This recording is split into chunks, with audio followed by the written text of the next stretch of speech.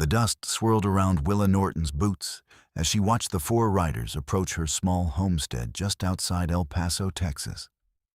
Their faces obscured by bandanas, and their intentions clear in the way they spread out across her property like vultures circling prey. It was the summer of 1878, and the scorching heat made everything shimmer like a mirage. But these men were all too real, their revolvers glinting in the harsh sunlight as they dismounted with deliberate slowness. Willa's heart hammered against her ribs, not for herself, but for the two small faces she knew were peering through the cabin window behind her. Her children, Emma and James, aged 7 and 5 respectively. "Madam," the tallest of the men said, his voice carrying across the yard with false politeness. "We have business to discuss with your husband." Willa straightened her spine, feeling the familiar ache of grief that always accompanied any mention of Thomas. "My husband died 8 months ago. Fever took him. Whatever business you think you have, you will have with me." The men exchanged glances, and something in that silent communication made Willa's blood run cold. The tall one stepped forward, close enough that she could see the hard lines around his eyes, the kind that came from years of cruelty. "That's so. Well, madam, your late husband owed our employer a considerable sum, $5,000 to be exact. Money he borrowed for this land and never paid back." "That is a lie," Willa said, her voice steady despite the fear coursing through her veins. "Thomas bought this land free and clear. We owe no one." "The paperwork says different," another man said, pulling a folded document from his coat. But he did not offer it to her to examine, and Willa knew in that moment that whatever paper he held was as false as their claim. "Get off my property," she said, reaching slowly for the rifle she kept propped against the porch post. Her fingers had barely brushed the weathered wood when the tall man moved with shocking speed, kicking the weapon away and grabbing her wrist hard enough to make her gasp. "Now, we can do this easy or hard," he said, his breath hot against her face. "But either way, we are taking something from this property today. Since you cannot pay the debt, we will be taking collateral." The cabin door burst open, and Emma appeared, her small fists clenched. "Leave my mama alone." Everything happened too fast. One of the men lunged forward and scooped up Emma while another grabbed James as he ran out after his sister. Their screams pierced the air, and Willa fought like a wildcat, kicking and clawing. But the tall man held her firm while his companion secured the children on horseback. "You have 1 week to get $5,000, the tall man said, finally releasing Willa and shoving her to the ground. "Bring it to the Red Canyon, 20 miles north of here. Come alone. If you bring the law, you will never see your children alive again. If you do not come at all, same result. 1 week, Mrs. Norton." They rode off in a cloud of dust, her children's cries growing fainter with each hoofbeat. And Willa lay in the dirt, her dress torn, her wrist throbbing, her heart shattered into 1,000 pieces. She allowed herself 10 seconds of despair, 10 seconds where the sobs racked her body and the world seemed to tilt on its axis. Then she pushed herself to her feet, stumbled into the cabin, and began to take stock of what she had. The total sum of her worldly possessions, when converted to cash, might reach $300. The homestead itself was worth more, but she could not sell it in a week. And even if she could, no one would pay a fair price knowing she was desperate. She had no family, no wealthy friends, no one to turn to for such an enormous sum. The bank would laugh her out of their establishment, a widow woman with no collateral, asking for $5,000. That night, as the stars emerged over the Texas plains, Willa sat at her kitchen table with her head in her hands, trying to think. The local sheriff was a decent man, but he was also practical. He would tell her that tracking 4 armed outlaws into rough country with a small posse was suicide, that her children were likely already dead, that she needed to accept her loss and move on. She knew this because she had heard him say similar things to other desperate people who came seeking help that he could not provide. But there was one other option, one name that had been whispered around town for the past 2 years, spoken with equal parts fear and reverence. Lucas Quinn, the mountain man who lived somewhere up in the Guadalupe Mountains, the tracker who had supposedly fought grizzly bears with his bare hands, survived blizzards that killed other men, and possessed an almost supernatural ability to find anyone or anything in the wilderness. People said he was a ghost, a legend, a man who had turned his back on civilization after some tragedy had broken him. The problem was that no one seemed to know exactly where Lucas Quinn lived or how to contact him. He came into El Paso perhaps twice a year to trade furs and buy supplies, conducting his business in silence before disappearing back into the mountains. The last time anyone had seen him was 3 months ago. Willa did not have time to wait for Lucas Quinn to make one of his rare appearances, which meant she had to go find him herself. It was insane, reckless, probably impossible, but it was the only chance her children had. She packed light: dried meat, hardtack, 2 canteens of water, ammunition for her rifle, a blanket, and every dollar she possessed. She left a note explaining everything, addressed to her neighbor, Mrs. Henderson, in case she did not return. Then, as the sun rose over the desert, painting the sky in shades of orange and pink, Willa Norton mounted her horse and rode north toward the mountains. The journey to the Guadalupes took 2 days of hard riding through increasingly rough terrain. The scrubland gave way to rocky hills, then to steeper slopes covered with juniper and pine. Willa asked at every ranch and trading post she passed, and slowly, piece by piece, she assembled a rough map of where Lucas Quinn might be found. An old prospector told her to look for a valley with a distinctive lightning-struck pine. A rancher's wife mentioned seeing smoke from a cabin near a waterfall on the eastern slope. A trader said Quinn had a place where 3 creeks converged. On the evening of the 2nd day, exhausted and sunburned, Willa found the waterfall. The sound of rushing water was almost painful after the silence of the desert, and her horse whinnied with pleasure at the sight of the creek. She followed it upstream, her eyes scanning the darkening forest for any sign of human habitation. She almost missed it. The cabin was built so seamlessly into the hillside, constructed from the same gray stone as the surrounding rocks and shaded by towering pines, that it seemed to be part of the landscape itself. No smoke rose from the chimney, and the single window was dark. For a horrible moment, Willa thought it was abandoned, that she had come all this way for nothing. Then the door opened, and a man stepped out with a rifle in his hands. Lucas Quinn was larger than any man Willa had ever seen. Easily 6.5 feet tall, with shoulders so broad they filled the doorway. His hair was dark brown and hung past his shoulders, held back from his face with a leather cord. He wore buckskin pants and a simple cotton shirt that could not hide the powerful muscles of his chest and arms. Muscles built from years of surviving in the wilderness through sheer physical strength. His face was tanned and weather-beaten, with a strong jaw shadowed by several days of beard growth. And his eyes were a startling shade of blue-gray, like storm clouds over the mountains. He looked dangerous, wild, and utterly unlike the civilized men of town. "You are on private property," he said, his voice a deep rumble that seemed to resonate in Willa's chest. "Turn around and ride back down before it gets full dark. These mountains are not safe for a woman alone." "Are you Lucas Quinn?" Willa asked, dismounting despite her trembling legs.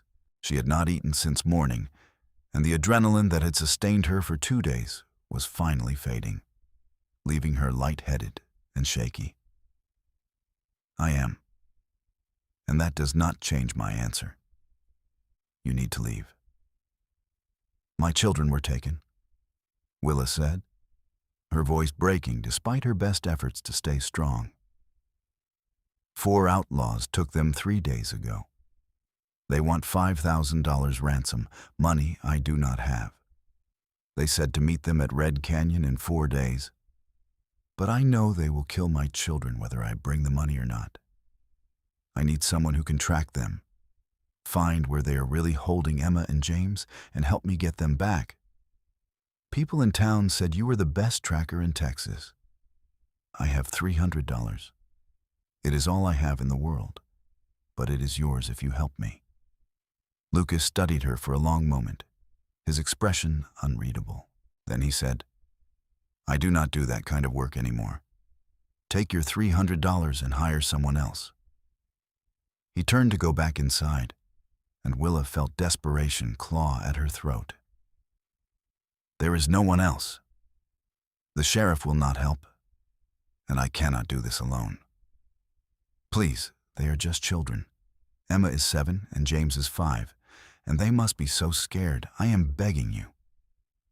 Lucas paused with his hand on the door, his broad back rigid with tension. I said no. Then what good are you?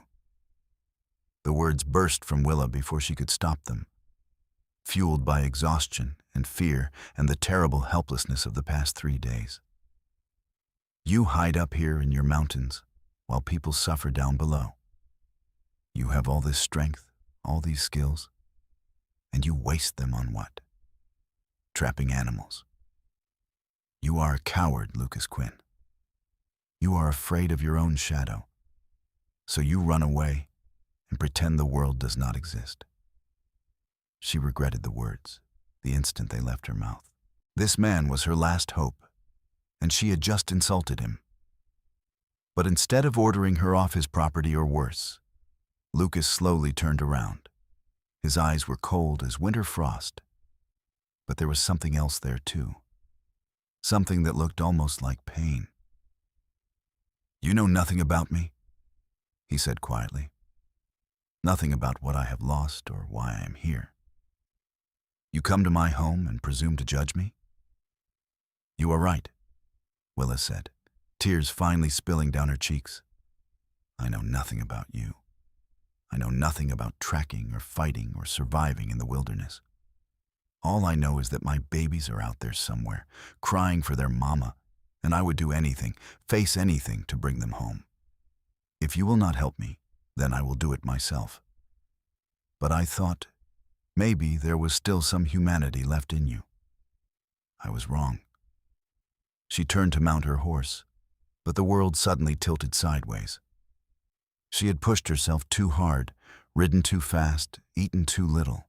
The ground rushed up to meet her, and the last thing she remembered was strong arms catching her before everything went dark. When Willa woke, she was lying on a bed inside the cabin, covered with a heavy wool blanket. The room was simple but well made, with sturdy furniture and shelves lined with books, more books than she would have expected a mountain man to own. A fire crackled in the stone fireplace, and the smell of cooking meat made her stomach growl painfully. Lucas was sitting at the table, his large frame making the chair look small, cleaning his rifle with practiced efficiency. He glanced over when she stirred. There is stew in the pot. You need to eat before we leave. Willa pushed herself up, wincing at the soreness in her muscles. We? I will help you, Lucas said, his tone making it clear he was not happy about the decision. But not for your money. I do not want your $300. I will do this because those children do not deserve to suffer for my cowardice. The word landed heavy between them, Willa's own accusation thrown back at her. She opened her mouth to apologize, but Lucas stood abruptly and ladled stew into a tin bowl. Eat. We leave at first light. Red Canyon is a known outlaw hideout, but it is also a decoy. If they are smart, and they usually are, your children will be at a different location entirely. We will need to track them from your homestead, follow their trail. That gives us 4 days to find them and get them to safety before the ransom deadline. Can it be done? Willa asked, accepting the bowl with shaking hands. The stew was simple but good, rich with venison and wild onions. Maybe, Lucas said, if the weather holds, if they did not cover their tracks too carefully, if we get lucky. He paused, then added more gently, I cannot promise you that your children are still alive. You need to prepare yourself for that possibility. No, Willa said firmly. I would know if they were gone. I would feel it. They are alive, and we are going to find them. Something flickered in Lucas's eyes, something that might have been respect or admiration. He nodded once. Then eat and rest. We have a hard few days ahead. Willa wanted to protest that they should leave immediately, that every moment mattered. But she knew he was right. She was no good to her children dead from exhaustion. So she finished the stew, accepted the bedroll Lucas laid out for her near the fire when he insisted she keep the bed, and fell into a dreamless sleep born of utter depletion. She woke to Lucas shaking her shoulder gently, the cabin still dark except for the embers of the fire. Time to go. They were riding within 20 minutes. Lucas had 2 horses, one a massive stallion that matched his size, and another smaller mare that was still far superior to Willa's own tired mount. He loaded his saddlebags with supplies that Willa noticed included climbing rope, a hatchet, extra ammunition, and what looked like a hunting knife the size of her forearm. The ride back to her homestead was much faster with Lucas guiding the way. He knew shortcuts through the mountains that cut hours off the journey, narrow passes and hidden trails that only someone who lived in these hills would know. He did not speak much, but Willa found his presence oddly comforting. There was a competence to everything he did, a quiet confidence that made her believe, for the first time since Emma and James had been taken, that they might actually have a chance. As they rode, dawn broke over the desert, flooding the landscape with golden light. Lucas suddenly raised his hand, bringing them to a stop. He was staring at something on the ground, his expression intent. He dismounted and crouched down, running his fingers over marks in the dirt that Willa could barely see. 3 riders passed here yesterday, he said, heading northeast, moving fast. Not your outlaws, the tracks are different. But they are worth noting. How can you tell all that from some marks in the dirt? Willa asked, amazed. Lucas glanced up at her, and for the first time, she saw the hint of a smile at the corner of his mouth. The same way you can probably tell if bread is ready by the smell, or if fabric will hold up by the feel. It is just knowledge, learned over time. They reached Willa's homestead by mid-morning. The place looked even more desolate than when she had left it. The chickens scattered, the door hanging open from when the outlaws had kicked it in. Lucas dismounted and began a careful circuit of the property, his eyes on the ground, occasionally kneeling to examine something more closely. Willa watched him work, noting the way he moved with surprising grace for such a large man, his muscles flexing beneath his shirt as he shifted his weight. There was something almost predatory about him, like a wolf tracking prey, and she understood suddenly why people spoke of him with such awe. After nearly an hour, Lucas returned to where Willa waited. 4 horses, like you said. They headed northeast, toward the rough country near the Hueco Mountains. One of the horses has a cracked shoe on the left front hoof that will make them easier to track. They were not trying too hard to hide their trail, which means they are confident. That can work in our favor if it makes them careless. How far ahead are they? Willa asked. 3 days, but we will be moving faster than they are, especially if they think they have nothing to worry about. If we push hard, we can make up time. He studied her critically. Can you shoot that rifle you carry? Yes. Thomas taught me. I am not an expert, but I can hit what I aim at mostly. Good. Because if this goes bad, I will need you to be able to defend yourself and your children. I am good, Mrs. Norton, but I am not invincible. If we end up in a fight against 4 men, the odds are not great. Miss Norton, Willa corrected automatically. I mean, it is Mrs., but I do not... She stopped, flustered. Just call me Willa. Lucas nodded, something softening slightly in his expression. Willa, you can call me Lucas. Now let us ride.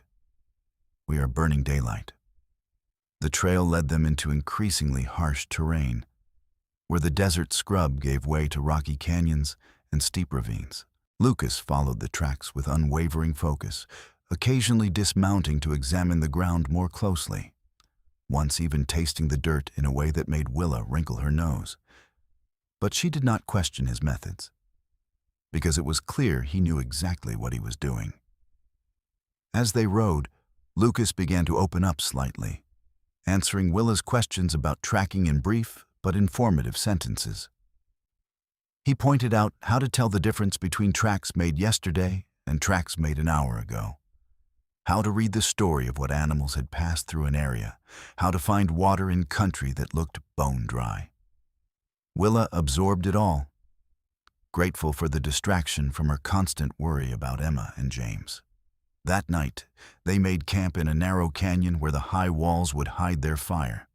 Lucas shot a rabbit with his rifle, the single shot echoing off the rocks, and prepared it for cooking with efficient, practiced movements.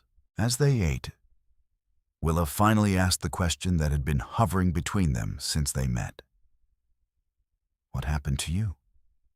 Why do you live alone up in the mountains? Lucas was silent for so long that Willa thought he would not answer. Then he said, his voice low, I had a wife once, Sarah, and a daughter, Clara. She was 6 years old, with blonde hair and the biggest smile you ever saw. We lived in a town called Silver Creek, up in Colorado. I worked as a scout for the Army, guiding expeditions through the mountains. He paused, staring into the fire. I was gone for 3 months on a long patrol. When I came back, the town had been hit by cholera. Sarah and Clara were both gone, buried in graves on the hill outside of town. I was not there. I was guiding rich men on hunting trips while my family died without me. Willa's heart clenched with sympathy. I am so sorry, Lucas, but it was not your fault. You could not have known. Could I not? Lucas looked at her, his eyes haunted. Sarah had written me letters, begging me to come home early, saying people were getting sick. But the letters did not reach me until it was too late. I chose the work. I chose the money and the glory of being the best scout in the territory over being home with my family. So yes, Willa, it was my fault. And I swore when I buried them that I would never let myself care about anyone again, because everyone I care about ends up hurt or dead. So you ran away, Willa said softly. You hid in the mountains where you could not hurt anyone, and no one could hurt you? Yes, I understand that, Willa said. When Thomas died, I wanted to do the same thing. I wanted to just give up, curl into a ball and let the world go on without me. But I had Emma and James, and they needed me, so I kept going. Sometimes that is all you can do, just keep going, one step at a time. Lucas looked at her across the firelight, really looked at her, and Willa felt something pass between them, a recognition of shared pain and shared strength. You are braver than I am, he said finally.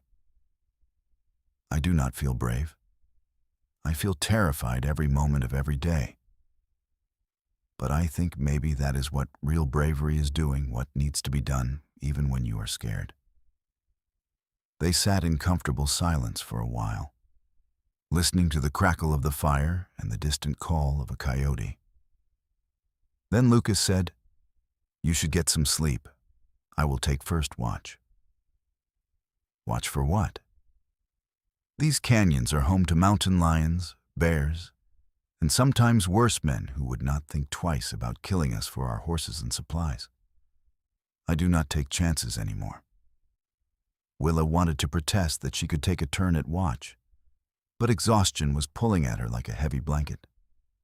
She settled into her bedroll, acutely aware of Lucas sitting a few feet away, his rifle across his knees, a silent guardian between her and the dangers of the night. Despite everything, she felt safer than she had in days. She woke once in the deep darkness of early morning and saw that Lucas had moved closer to the fire, his large frame silhouetted against the dying flames. He was whittling something from a piece of wood, his hands moving with surprising delicacy.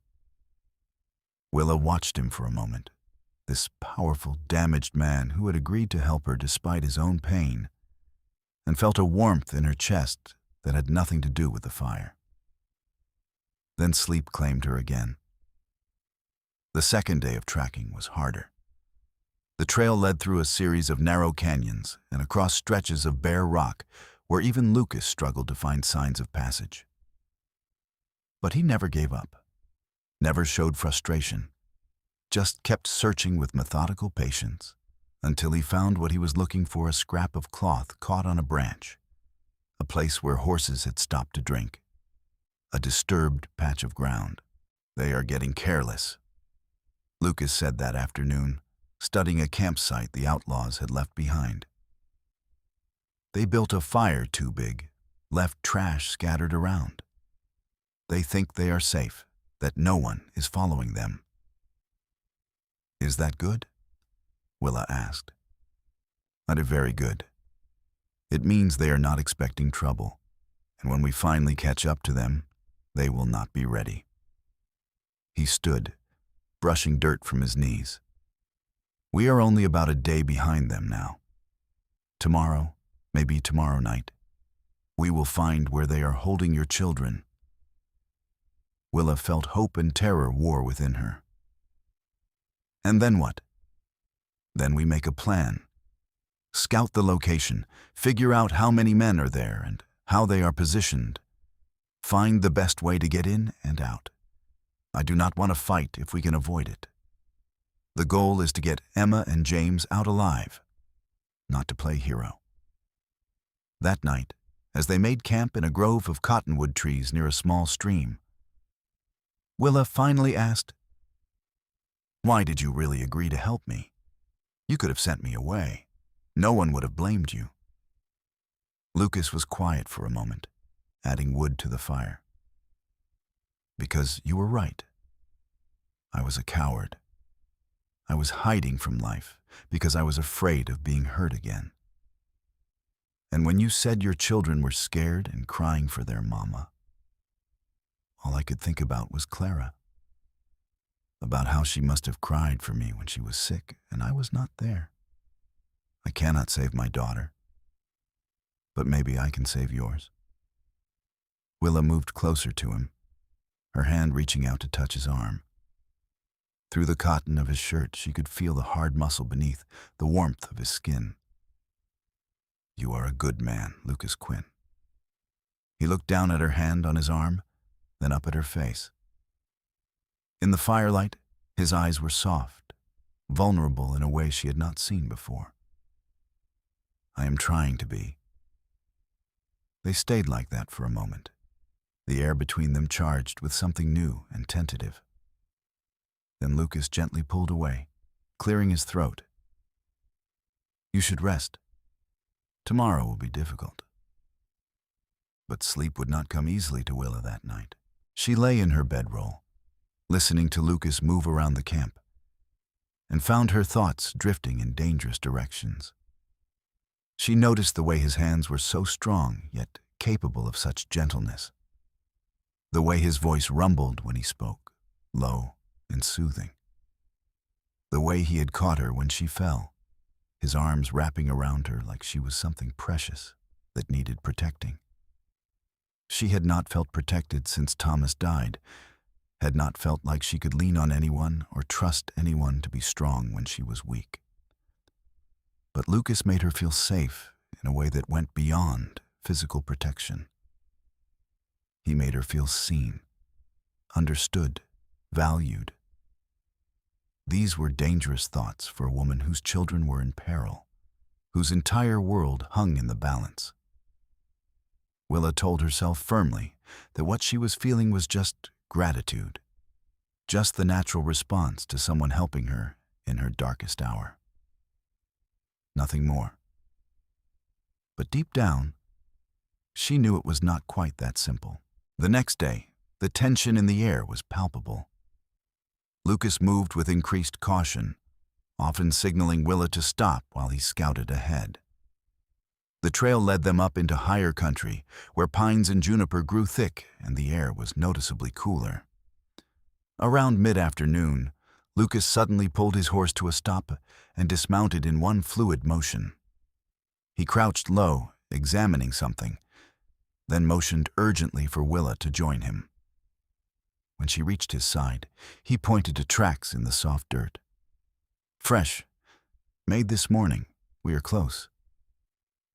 Willa's heart began to pound so hard she thought it might burst from her chest. "How close?"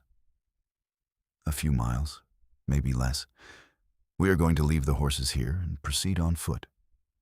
I need you to stay quiet and do exactly what I say, understand? No matter what you see or hear, you wait for my signal before you move." Willa nodded, not trusting her voice. They secured the horses in a small clearing with access to grass and water. Then Lucas led the way deeper into the forest, moving with such stealth that even though Willa followed directly behind him, she sometimes lost sight of him among the trees. She tried to mimic his movements, placing her feet carefully, avoiding branches that might snap. They had been walking for perhaps an hour when Lucas suddenly froze, his hand shooting up in a gesture that clearly meant stop. Willa obeyed instantly, her breath caught in her throat. Lucas pointed ahead, and Willa followed his gaze to see a thin thread of smoke rising above the trees. He gestured for her to follow him in a wide circle around the smoke, moving even more slowly now. They crept forward until they reached the edge of a clearing. Below them, in a small valley, was a rough cabin with a corral attached. 3 horses stood in the corral, and the fourth, the one with the cracked shoe, Willa thought was tied near the cabin door. 2 men sat outside on crude benches, playing cards and passing a bottle between them. There was no sign of Emma or James. Lucas pulled Willa back into the cover of the trees and spoke directly into her ear, his voice barely a whisper. 2 outside, which means probably 2 inside. I did not see your children, but that does not mean they are not in the cabin. We need to wait until dark, then get closer and find out for sure. That is hours away, Willa whispered back. What if they hurt Emma and James before then? If they were going to hurt them, they would have done it already. Your children are leverage, which means the Outlaws will keep them safe until the ransom exchange. We have time to do this right. Willa knew he was correct, but every minute that passed felt like an eternity. They withdrew further into the forest and found a spot where they could watch the cabin without being seen. Lucas pulled dried meat and hardtack from his pack, and they ate in silence, never taking their eyes off the cabin below. As they waited, more details emerged. The tall outlaw from Willa's homestead came out of the cabin once, spoke to the men playing cards, then went back inside. A 4th man appeared from behind the cabin. Buttoning his pants, he had been relieving himself in the woods. No children appeared, but at one point, Willa heard a high-pitched cry that made her half rise from her hiding spot, before Lucas's hand on her shoulder firmly pushed her back down. That is Emma, Willa whispered desperately. That is my daughter.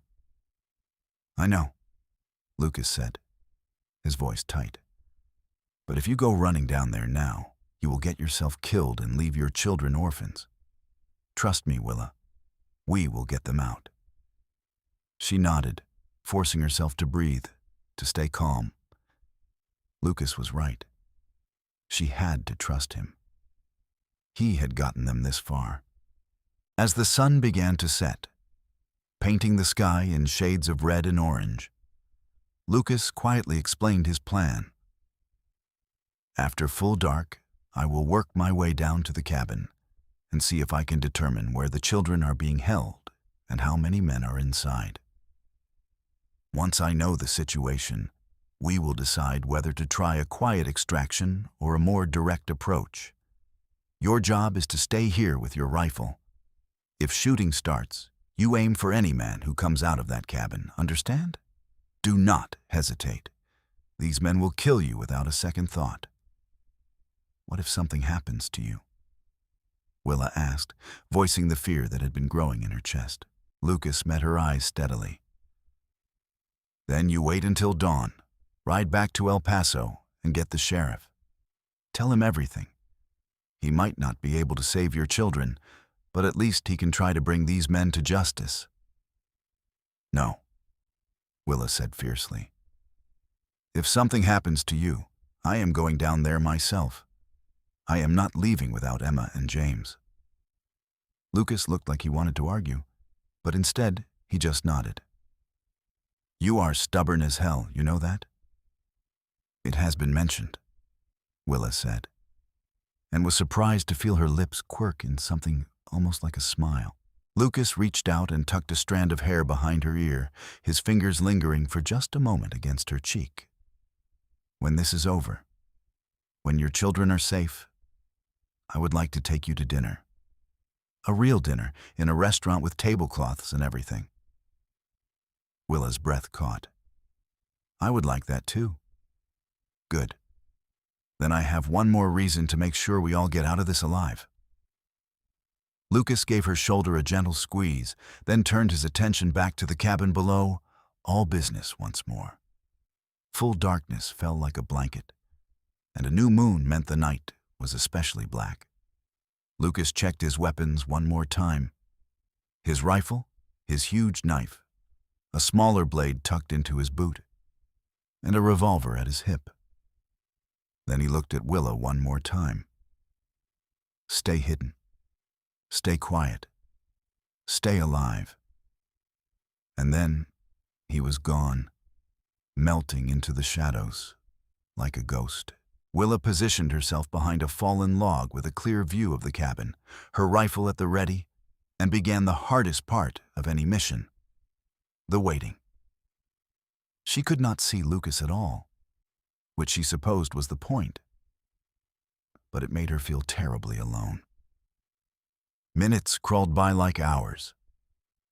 The men outside finally abandoned their card game and went into the cabin. A lamp was lit inside, casting a warm glow through the single window. Willa strained her ears but could hear nothing but the normal sounds of the night insects chirping, the rustle of small animals in the underbrush, the occasional hoot of an owl. Then, suddenly, there was a new sound, a thud, followed by a grunt of pain. Willa's finger tightened on the trigger of her rifle. More sounds from inside the cabin shouting, the crash of furniture, a gunshot that made Willa's heart stop. Then silence. Terrible, absolute silence. The cabin door burst open, and a man staggered out, clutching his arm. Even in the darkness, Willa could see the dark stain of blood. He made it 3 steps before collapsing face first in the dirt. He did not get up. Another man appeared in the doorway, this one with a gun in his hand. He looked around wildly, trying to find a target in the darkness. "Who is out there? Show yourself." Lucas emerged from the shadow of the cabin wall like something out of a nightmare, his knife in one hand. Before the outlaw could react, Lucas was on him, one massive arm wrapping around the man's throat from behind, while his other hand knocked the gun away. They struggled for a moment. Then the man went limp. Lucas lowered him to the ground unconscious. Willa hoped, not dead, though she was surprised to find she did not much care either way. 2 down. 2 more somewhere in the cabin, plus, God willing, Emma and James. Lucas disappeared back into the cabin, and Willa heard more sounds of struggle, a crash, another shout. Then silence again. Willa was halfway to her feet, unable to bear not knowing, when Lucas appeared in the doorway. Even from a distance, even in the darkness, she could see the smile on his face. "Willa," he called, "it is safe. Come down." She ran, stumbling over rocks and roots in her haste, her rifle clutched in her hands. She burst into the cabin to find chaos, overturned furniture, broken glass, 2 more outlaws on the floor, one definitely unconscious and the other groaning and clutching his head. And there, huddled together in the corner, dirty and tear-streaked but alive, were Emma and James. "Mama!" Emma screamed. And then Willa was on her knees, her arms full of children, sobbing with relief as they clung to her. She breathed in the smell of them, felt their small hearts beating against her chest, and thanked God or fate or whatever power had guided Lucas to her doorstep. "Are you hurt?" she asked urgently, pulling back to look at them. "Did they hurt you?" "No," Emma said, her voice small. "They were mean and they said bad words, but they did not hurt us. They said you were going to bring money to get us back." "I brought something better," Willa said, looking up at Lucas, who was efficiently tying up the conscious outlaws with rope from his pack. "I brought help." James, who had been silent, suddenly pulled away from Willa and ran to Lucas, wrapping his small arms around one of the mountain man's massive legs. "You saved us. You are a hero." Lucas looked down at the small boy clinging to him with an expression of such raw emotion that Willa felt her heart clench. He knelt down, bringing himself to James's level, and said gently, "Your mama is the hero. She rode all the way up into the mountains by herself to find me. She did not give up on you for even 1 second. But you are really big and strong," James said with the frank admiration of a 5-year-old. "Like a bear." Lucas smiled, a real smile that transformed his face and made him look younger, less haunted. "I will take that as a compliment. Come on, let us get you and your sister outside while I finish up in here." He carried James out, Emma holding tight to Willa's hand. Outside, away from the unconscious and groaning outlaws, Willa finally had a chance to really look at her children in the lamplight spilling from the cabin. They were dirty and scared, but unharmed. It was more than she had dared to hope for. Lucas emerged a few minutes later. "All 4 are secure. The one who was shot will live, and the bullet went through his shoulder. I will send word to the sheriff from the nearest town about where to find them. But right now, we need to get away from here in case they have friends who might come looking." "Can we travel at night?" Willa asked. "The moon is too dark and the trail too dangerous. But we can move a few miles away, make camp somewhere less obvious, then ride out at first light." Emma James. "Do you think you can walk for a little while?" Both children nodded, Emma putting on a brave face, even though Willa could see how exhausted she was. They gathered up the outlaws' horses, which Lucas said they were perfectly entitled to as compensation for the kidnapping, and led them back to where they had left their own mounts. Then Lucas guided them to a spot he said he had noticed earlier, a small cave that would provide shelter and hide their fire from prying eyes. While Willa settled the children on bedrolls and got them to eat a little food, Lucas tended to the horses and set up a watch rotation. But even after Emma and James had fallen asleep, tucked close together like puppies, Willa found she could not rest. The adrenaline of the rescue was still coursing through her veins, her hands shaking with delayed reaction. She stepped outside the cave and found Lucas sitting on a rock, staring up at the stars. He glanced over as she approached. "Are you all right?" "I think so. I just..."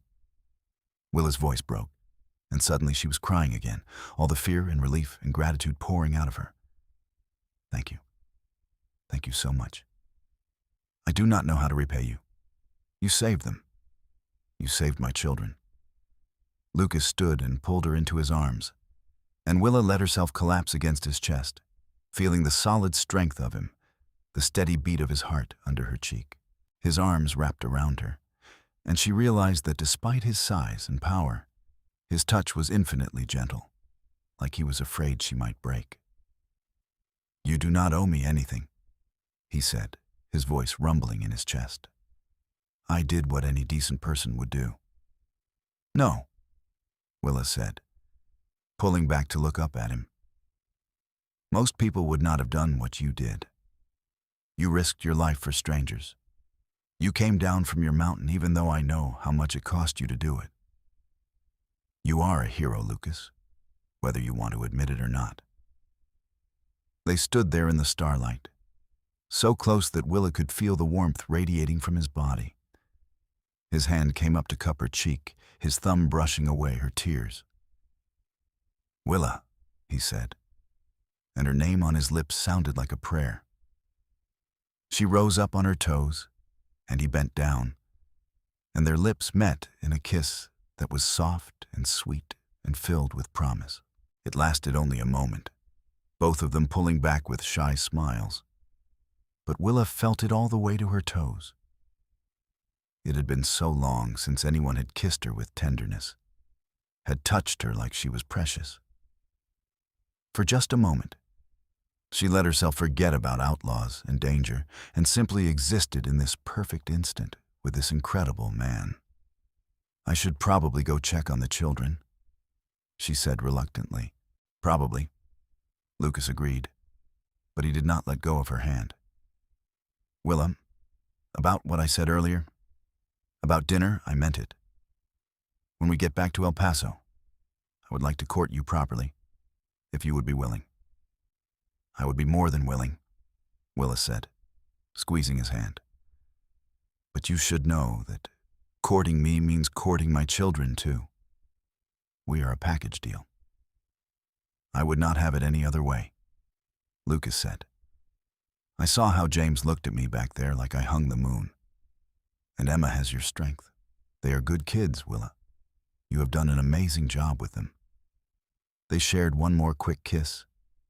Then Willa reluctantly returned to the cave. She lay down next to her sleeping children, one arm around each of them, and for the first time in days, she allowed herself to believe that everything was going to be all right. They rose with the sun and made good time back toward El Paso. The children rode double with Lucas and Willa, James in front of Lucas on the big stallion and Emma with Willa. As they traveled, Lucas entertained the children with stories of life in the mountains, how he had once tracked a elk for 3 days, how he had watched a mother bear teach her cubs to fish, how he had survived a blizzard by building a snow cave. The children listened with rapt attention, and Willa found herself just as captivated, learning more about this enigmatic man who had changed her life so completely. They stopped frequently to rest and water the horses, and each time, Willa noticed Lucas watching her with an expression that made her heart flutter.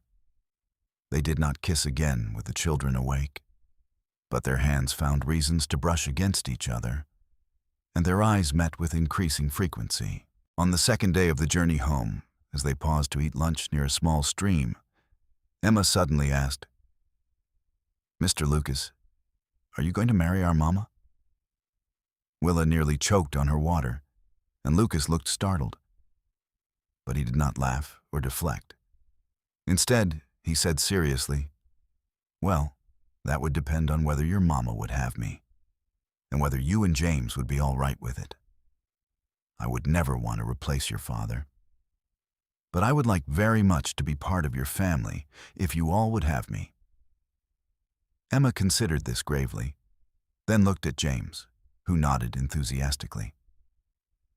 "I think it would be good," Emma pronounced. "Mama has been very sad since Papa died. You make her smile again." Willa felt tears prick her eyes. She had tried so hard to be strong for her children, to not let them see her grief. But of course they had noticed. Children always noticed. "Emma, honey, Mr. Lucas and I have only just met. Marriage is a big decision that takes time." "But you like him, right?" Emma pressed. "And he likes you, I can tell." "Yes," Willa admitted, meeting Lucas's eyes across the clearing. "I like him very much." "Then that is settled," James announced with the absolute certainty of childhood. "Mr. Lucas will marry Mama and come live with us and teach me how to track animals." Lucas laughed, a deep, rich sound that Willa had not heard before. "We will see, little man. But I promise, whether I marry your mama or not, I will teach you about tracking if you want to learn." They reached El Paso late in the afternoon of the third day after the rescue. Willa's neighbor, Mrs. Henderson, came running when she saw them, tears streaming down her face. "Thank God. I got your note and I have been praying every moment. Are the children all right?" "They are fine, thanks to Lucas," Willa said, dismounting and accepting the older woman's embrace. "Mrs. Henderson, this is Lucas Quinn. Lucas, Mrs. Henderson is my neighbor and dear friend." Mrs. Henderson looked up at Lucas, who towered over her small frame, and said firmly, "Mr. Quinn, whatever Willa is paying you, it is not enough. Those babies are the light of her life. Thank you for bringing them home." "It was my honor," Lucas said, tipping his hat. Their arrival had caused something of a commotion, and soon Sheriff Davies appeared, his expression a mixture of relief and professional interest. Willa explained everything that had happened, leaving out only the growing feelings between her and Lucas. The sheriff took notes and promised to ride out to the cabin where they had left the trussed-up outlaws. "You should have come to me first, Mrs. Norton," Sheriff Davies said, though his tone was more resigned than angry. "Vigilante justice is not the answer. With respect, Sheriff, if I had come to you, you would have told me there was nothing you could do," Willa said, keeping her voice level. "My children would still be prisoners, or worse. I did what I had to do." Sheriff Davies sighed and turned to Lucas. "And you, Mr. Quinn, I have heard of you. They say you are half ghost, the way you disappear into those mountains. I suppose I should thank you for bringing those outlaws to justice, even if your methods were somewhat unorthodox." "I do not need your thanks," Lucas said. "I just want to make sure Willa and her children are safe. They are for now. Those outlaws were part of the Garrett gang, a nasty bunch that has been terrorizing this territory for years. You did us all a favor." The sheriff paused, then added, "You planning on sticking around El Paso, Mr. Quinn?" Lucas glanced at Willa, and something passed between them. "I am considering it." Over the next few days, life began to return to normal, though nothing felt quite the same. Lucas helped Willa repair the damage the outlaws had done to her homestead, replacing the broken door, fixing the corral fence, and generally making himself useful. The children followed him everywhere, and Willa watched with growing affection as this man, who claimed to want no attachments, patiently answered James's endless questions and praised Emma's attempts to help. In the evenings, after the children were in bed, Willa and Lucas would sit on the porch, talking for hours. Lucas told her more about his life before tragedy struck, how he had grown up in Missouri, learned tracking from his father, fallen in love with Sarah when they were both barely more than children themselves. Willa shared her own story how she had met Thomas at a church social, how they had scraped together enough money to buy this land, how they had dreamed of building something lasting. "Do you think we can ever really move past grief?" Willa asked one night, watching the stars emerge in the darkening sky. "Or does it just become part of who we are?" "Both, maybe," Lucas said thoughtfully. "I will always love Sarah and Clara. Their loss shaped me in ways I cannot undo. But I'm starting to realize that honoring their memory does not mean punishing myself forever. They would not have wanted me to be alone and bitter. Thomas would want me to be happy too," Willa said. "He loved the children so much. He would be glad to know they have someone strong and kind to look up to." Lucas reached over and took her hand, his fingers intertwining with hers. "Willa, I know it has only been a week, and I know we should probably take this slow. But I have to tell you, I am falling in love with you. Maybe I have been since the moment you stood in front of my cabin and called me a coward. You have this fire in you, this strength and determination that just amazes me. And your children, they have already stolen my heart. I want to be part of your life, if you will have me." Willa turned to face him fully, her heart racing. "I am falling in love with you too, Lucas. You make me feel safe and cherished and understood. But I have to ask, are you sure? Because if you stay, if you become part of our family, I need to know you are committed. My children have already lost one father. I cannot let them become attached to you only to have you decide one day that mountain life is easier and disappear." "I am not going anywhere," Lucas said firmly. "I spent 2 years running from life, and I was miserable. These past days with you and Emma and James, this is the first time I have felt truly alive since I lost my own family. I want this, Willa. I want you, and I want to be a father to your children, and I want to build a life together. I am done running." Willa leaned forward and kissed him, and this time there was nothing tentative about it. This was a kiss full of promise and passion, a declaration of intent. Lucas pulled her close, and Willa melted into his embrace, feeling safe and desired and wonderfully, perfectly happy. They were married 6 weeks later in a small ceremony at the church in El Paso. Emma wore a new dress that Mrs. Henderson had helped make, and James proudly stood beside Lucas as his best man, even though he did not really understand what that meant. Willa wore her best dress, simple but clean, with wildflowers in her hair that Lucas had picked himself that morning.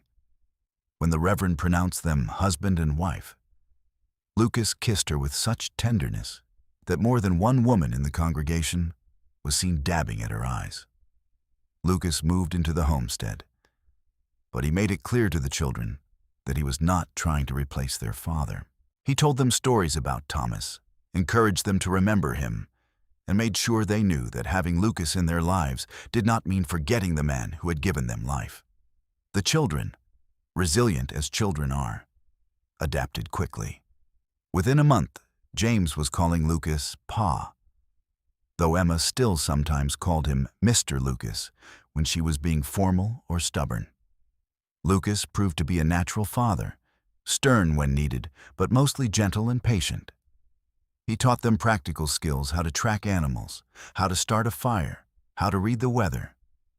But he also played with them, building a rope swing in the big cottonwood tree, and carving wooden animals for James's collection, and helping Emma learn to read from the precious books he had brought down from his mountain cabin.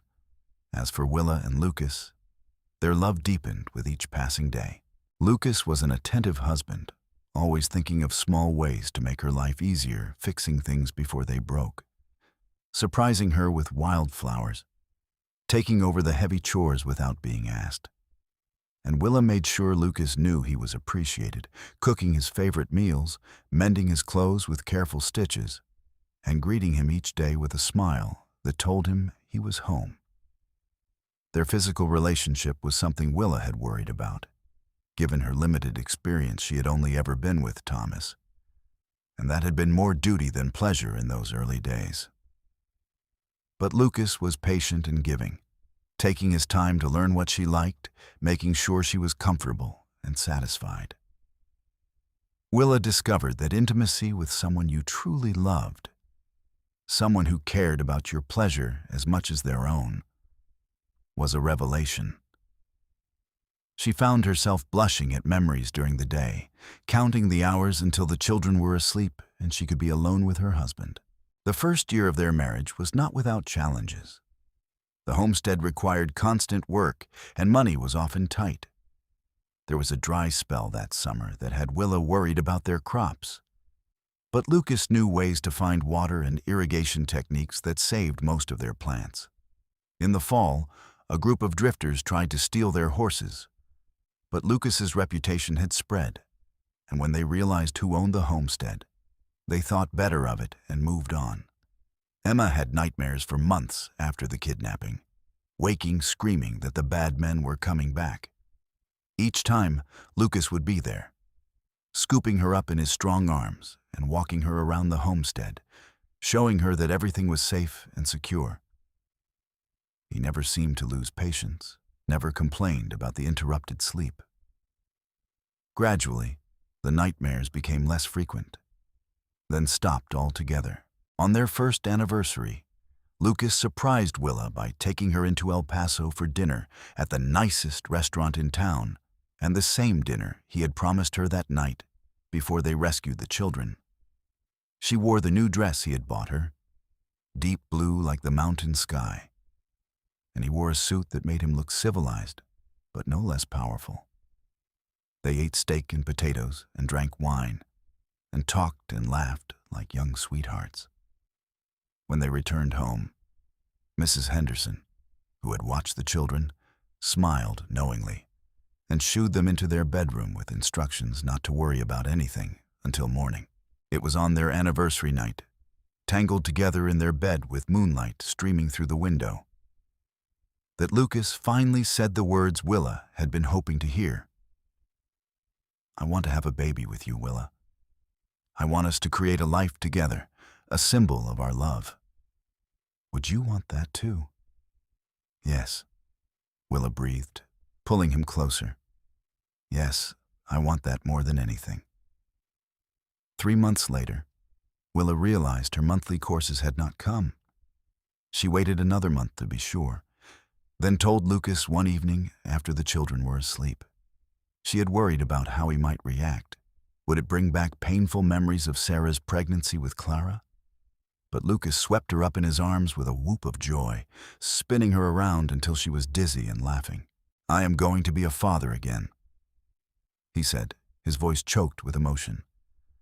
"I thought I lost that chance forever. But here you are, giving me this incredible gift." "We are giving this gift to each other," Willa corrected, touching her still flat stomach with wonder. "A new life, created from love." When they told Emma and James, the children's reactions were predictably mixed. Emma was excited at the prospect of being a big sister to a baby, while James was less enthusiastic until Lucas explained that he could help teach the baby all the things Lucas had taught him. The pregnancy was relatively easy, though Willa was more tired than she remembered being with Emma and James. Lucas was attentive to the point of being overprotective, insisting she not lift anything heavy and taking over many of her daily chores. Mrs. Henderson visited frequently, bringing food and advice and reassurance when Willa worried. In the spring of 1880, with wildflowers blooming across the desert and the air warm but not yet scorching, Willa went into labor. Lucas sent James running for Mrs. Henderson and the midwife, then stayed by Willa's side, holding her hand and wiping her brow, his presence steady and calming even as Willa could see the worry in his eyes. The labor was long but uncomplicated, and as the sun set in a glorious display of orange and red, their son was born. He was healthy and strong, with Lucas's dark hair and Willa's green eyes. And when the midwife placed him in Lucas's arms, the mountain man cried unashamed tears of joy. "What should we name him?" Willa asked, exhausted but happy. Lucas looked down at the tiny life in his massive arms and said, "Thomas, after the man who loved you first and gave you these amazing children. He deserves to be remembered." Willa felt tears slide down her own cheeks. Thomas Lucas Quinn. It is perfect. Emma and James were allowed in to meet their new brother, and they approached with wide-eyed wonder. Emma gently touched the baby's soft cheek, and James declared solemnly that he would teach Thomas everything he knew. Lucas gathered all of them together, Willa in the bed, the children clustered close, the baby in his arms. And Willa looked around at her family and felt her heart might burst with happiness. "I love you," Lucas said, looking at each of them in turn. "All of you. You are my family, my purpose, my reason for living. I will protect you and provide for you and love you until my last breath." "We love you too," Emma said, speaking for all of them. Life settled into a new rhythm with a baby in the house. Lucas was a doting father, often taking night feedings so Willa could sleep, walking Thomas around the homestead when he was fussy, showing him off to anyone who would look. Emma and James adjusted to their new roles as older siblings, though James occasionally got jealous when the baby took up too much attention. As Thomas grew, he showed signs of having both his father's strength and his mother's determination. He was a happy baby, quick to smile and laugh, and he adored his older siblings. Emma would read to him for hours, making up stories when she ran out of real ones, and James built him toys from carved wood and bent nails. The homestead prospered under Lucas's stewardship. He had a gift for finding water and knew which crops would thrive in the harsh Texas climate. He also supplemented their income by occasionally guiding hunting parties or selling furs from his trapping expeditions. But he never stayed away for more than a day or two, always coming home to his family. 2 years after Thomas was born, Willa found herself pregnant again. This time, she gave birth to a daughter they named Sarah Clara, in honor of Lucas's first wife and daughter. It was a bittersweet naming, but Lucas insisted that he wanted to remember them with joy, not just grief. And what better way than to give their name to this new life? Sarah was a quieter baby than Thomas had been, thoughtful and observant. She had Lucas's blue-gray eyes and Willa's blonde hair, and she was clearly her father's favorite, though he tried hard not to show it. Emma took on a motherly role with her new sister, and Willa often found her holding Sarah and singing lullabies. As the years passed, the Quinn family became a fixture in El Paso. Lucas, once a recluse hiding in the mountains, became known as a good neighbor and an honest man.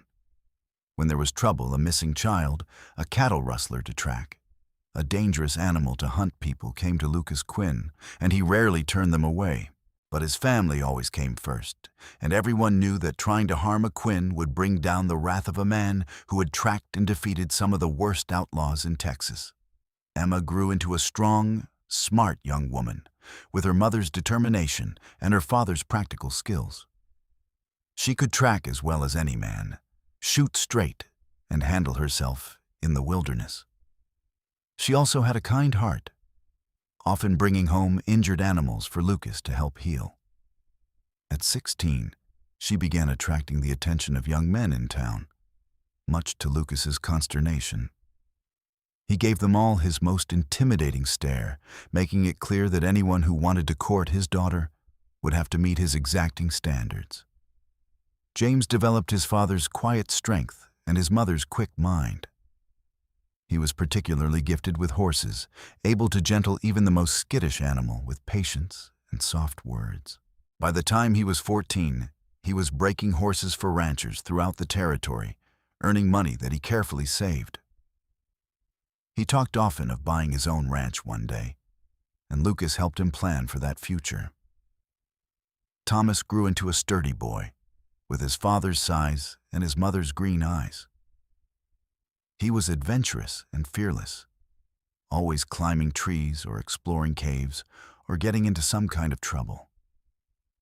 But he had a good heart, and he idolized his older brother and sisters, wanting to do everything they did. Sarah was the quiet one, the thinker.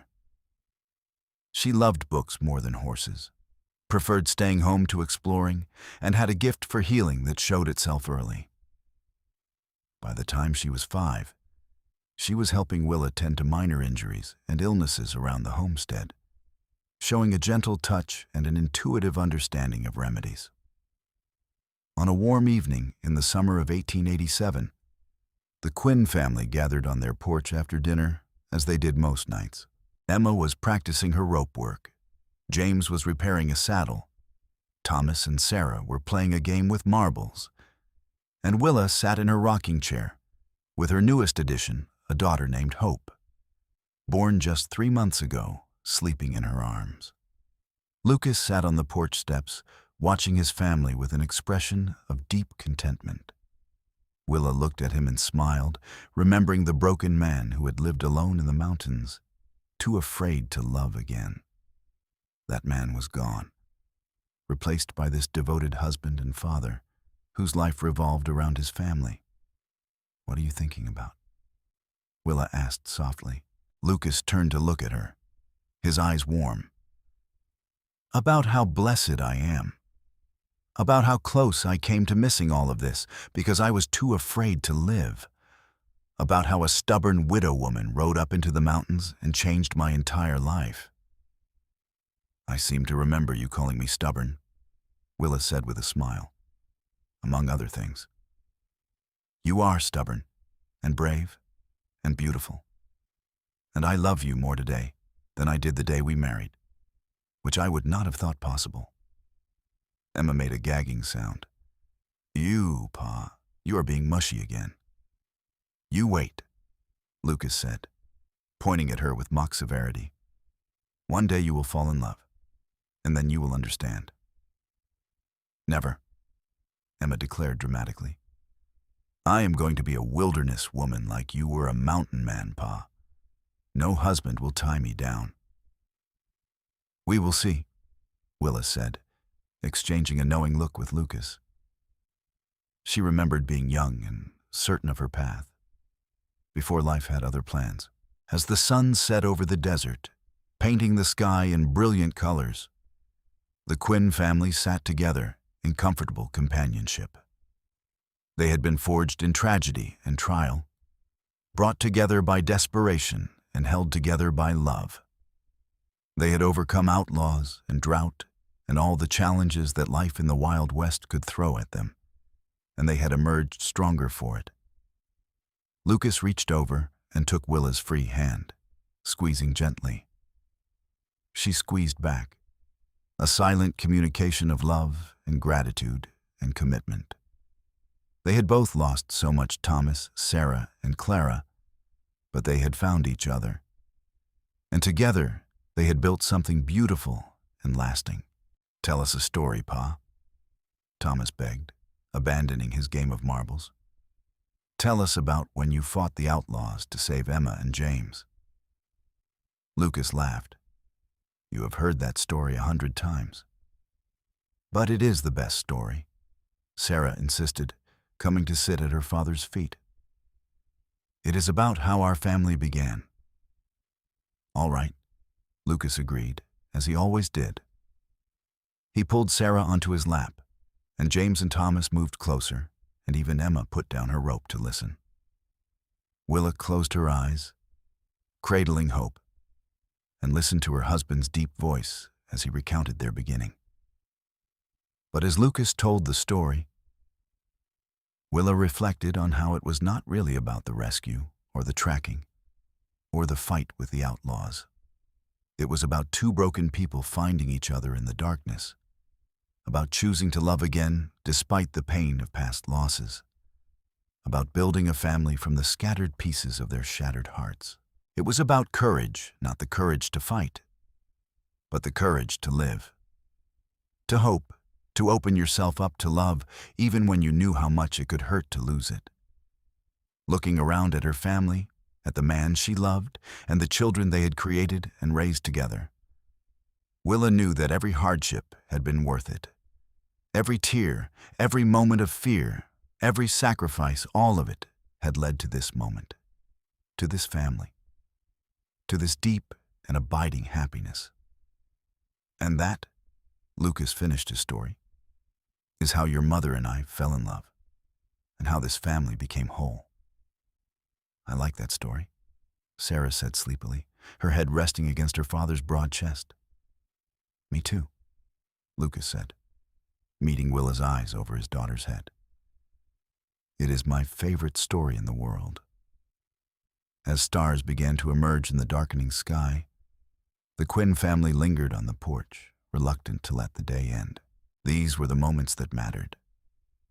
Willa thought not the grand adventures or dramatic rescues, but the quiet evenings surrounded by the people you loved, safe and together and whole.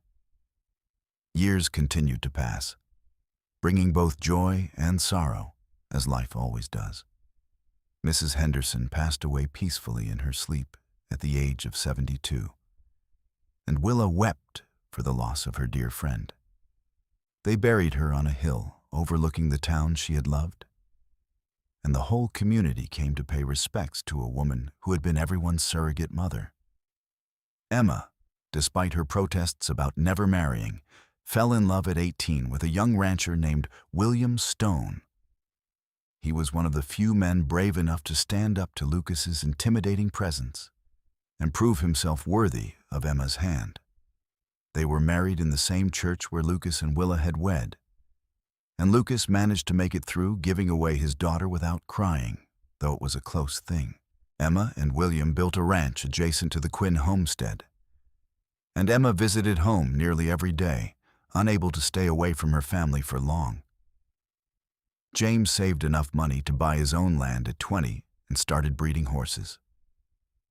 He had a gift for it, and his ranch became known throughout Texas for producing the finest horses in the territory. He married at 22, choosing a quiet school teacher named Ruth who loved books almost as much as he loved horses. They balanced each other perfectly.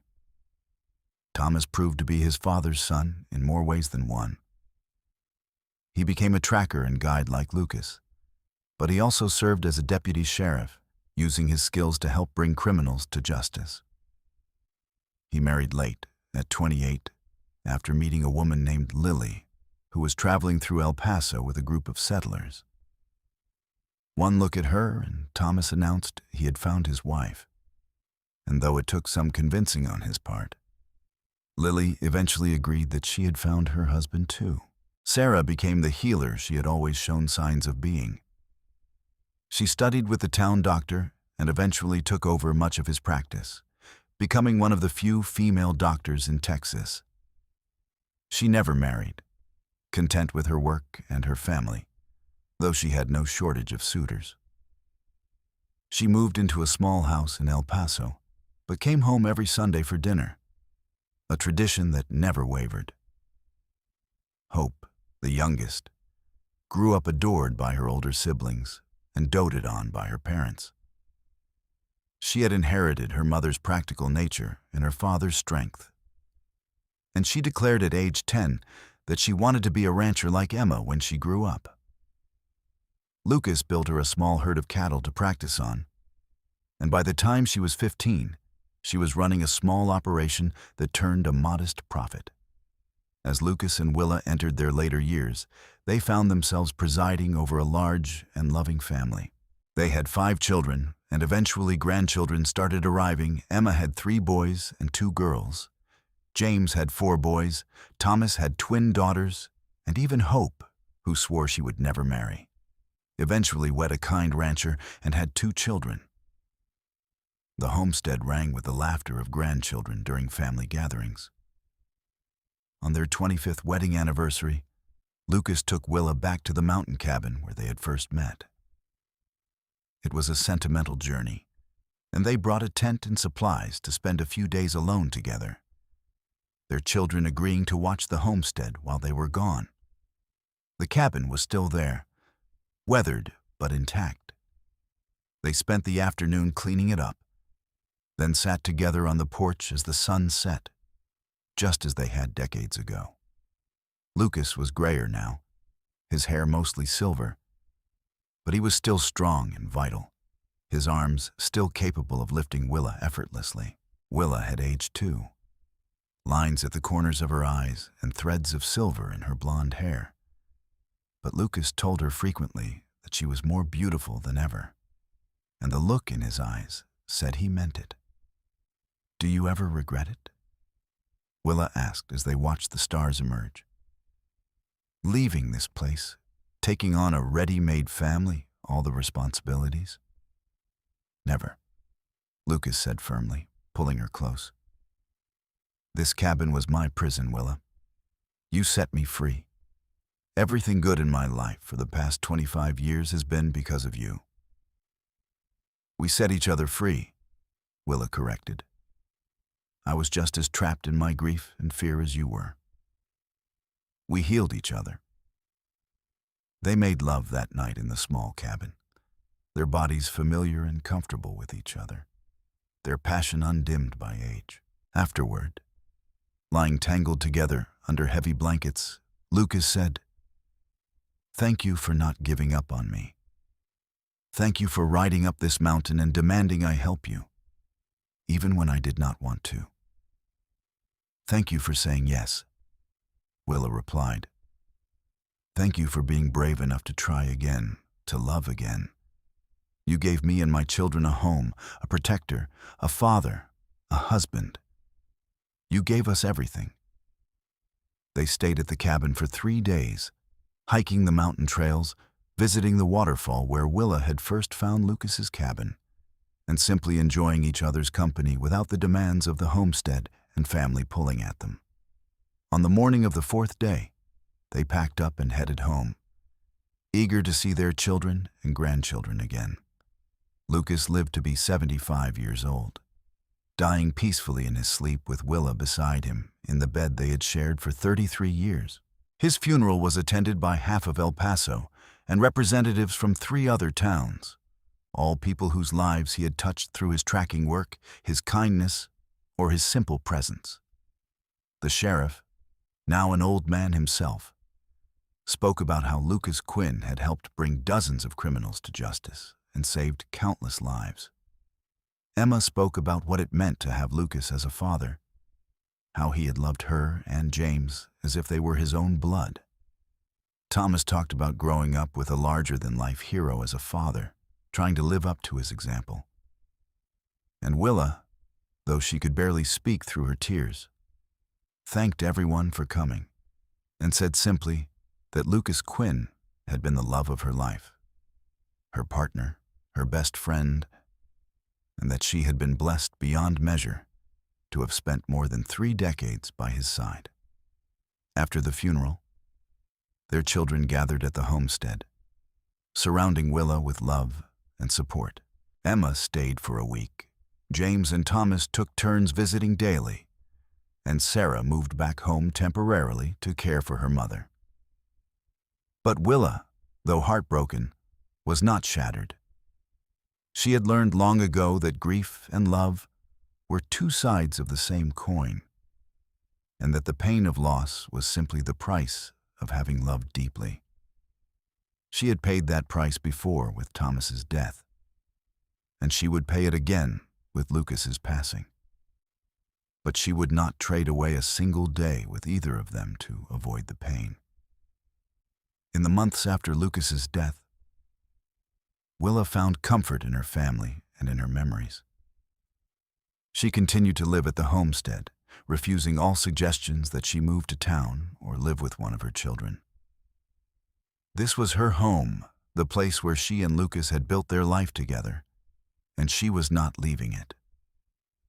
On the 1st anniversary of Lucas's death, Willa made the journey back to the mountain cabin one more time. It was harder without Lucas to help her, and she had to rest frequently, but she made it. She spent the night in the cabin, talking to Lucas as if he could hear her, telling him about the grandchildren and the homestead and how much she missed him. As the sun rose the next morning, painting the mountains in shades of gold and pink, Willa felt a sense of peace settle over her. Lucas was gone, but their love remained, woven into the fabric of everything they had built together. Willa lived another 8 years, dying at 77, surrounded by her children and many of her grandchildren. She passed peacefully, a smile on her lips, and her last words were, "Tell Lucas I'm coming home." They buried her next to Lucas on a hill overlooking the homestead, under a large cottonwood tree that Lucas had planted the year Thomas was born.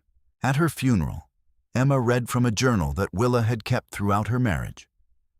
Passages about falling in love with a mountain man, about the joy of watching their children grow, about the deep satisfaction of building a life with someone who understood you completely. There was not a dry eye in the gathering. Years later, when grandchildren became great-grandchildren and the homestead was passed down through the generations, the story of Lucas and Willa became family legend. Children were told how their great-great-grandmother had been brave enough to ride into the mountains alone to find help, and how their great-great-grandfather had been strong enough to take on 4 outlaws single-handedly. They were told about the rescue, about the romance, about the family that grew from a chance meeting between 2 people who had both lost so much. But more importantly, they were told about love, the kind of love that heals wounds and builds futures, that gives you strength when you think you have none left, that makes you brave enough to try again even after life has broken your heart. They were told that true love is not about grand gestures or perfect moments, but about showing up every day, choosing your partner over and over, building a life together one decision at a time. The original homestead still stands today, preserved by the descendants of Lucas and Willa Quinn as a testament to what 2 people can build when they choose love over fear, hope over despair, and togetherness over isolation. On the mantel is a carved wooden figure of a bear, one of the first toys Lucas made for James, and a journal containing Willa's thoughts and memories. On the wall hangs Lucas's rifle and Willa's old bonnet, relics of a time when the West was still wild and love stories were written in dust and determination. And on the hill under the cottonwood tree, 2 simple headstones stand side by side, marking the graves of Lucas Quinn and Willa Norton Quinn. The inscriptions are simple: beloved husband, father, and grandfather. He chose to live. And beloved wife, mother, and grandmother. She chose to fight. But those who know the story understand that these simple words capture the essence of 2 remarkable people who found each other in the darkness and created light. Their story is one of courage and redemption, of second chances and new beginnings. It is a reminder that it is never too late to change your path, never too late to open your heart, never too late to find love. And it is proof that even in the harshest landscape, even in the most difficult circumstances, love can take root and flourish and grow into something beautiful that lasts for generations. The Quinn family continues to thrive today, spread across Texas and beyond, all of them carrying within them the legacy of Lucas and Willa, their strength, their determination, their capacity for love. And when they gather for reunions or holidays, someone always tells the story of how it all began, with outlaws and a ransom and a mountain man who came down from his hiding place to save 2 children and ended up saving himself.